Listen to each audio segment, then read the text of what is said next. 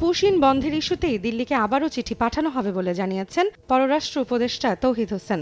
বলেন, আজকালের ভেতর আবার চিঠি দেবে বাংলাদেশ। মঙ্গলবার বিকেলে পররাষ্ট্র মন্ত্রণালয়ে সাংবাদিকদের প্রশ্নের জবাবে একথা জানান তিনি। উপদেষ্টা বলেন, পুশিন নিয়ে চিঠি দেওয়ার বিষয়ে ভারতের সঙ্গে কনসুলার সংলাপের চেষ্টা করছে সরকার। এ সময় সীমান্ত হত্যা নিয়ে নমনীয়তার কোনো সুযোগ নেই জানিয়ে তিনি বলেন, দিল্লিকে প্রতিবাদ জানানো অব্যাহত রেখেছে ঢাকা। তালিকা অনুযায়ী কিন্তু আমরা চেক আপ করে অনেককে নিয়েছি, কাজেই দুই পক্ষেরই বক্তব্য থাকতে পারে এখানে। আমরা এছাড়া চেষ্টা করছি যে কনসুলার ইস্যুজ নিয়ে আমাদের একটা মেকানিজম আছে, সেটাকে ব্যবহার করে এই জিনিসটাকে আমরা একটু নিয়মের মধ্যে নিয়ে আসতে পারি কিনা সেই চেষ্টা করছি।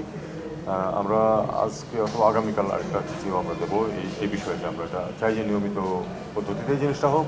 শেখ হাসিনা প্রসঙ্গে উপদেষ্টা বলেন, শেখ হাসিনাকে বিচারের জন্য ফেরত চেয়ে দিল্লিকে দেয়া বার্তা পেয়েছে ভারত। তবে এ বিষয়ে ভারত সরকারের পক্ষ থেকে এখনো কোনো জবাব পায়নি ঢাকা। তিনি বলেন, প্রয়োজন হলে ভারত সরকারকে আরেক দফা চিঠি দেবে ঢাকা। শেখ হাসিনার ব্যাপারে আমরা যেটুকু জানিয়েছি সেটা কোনো রিঅ্যাকশন নাই আমাদের কাছে এখন পর্যন্ত।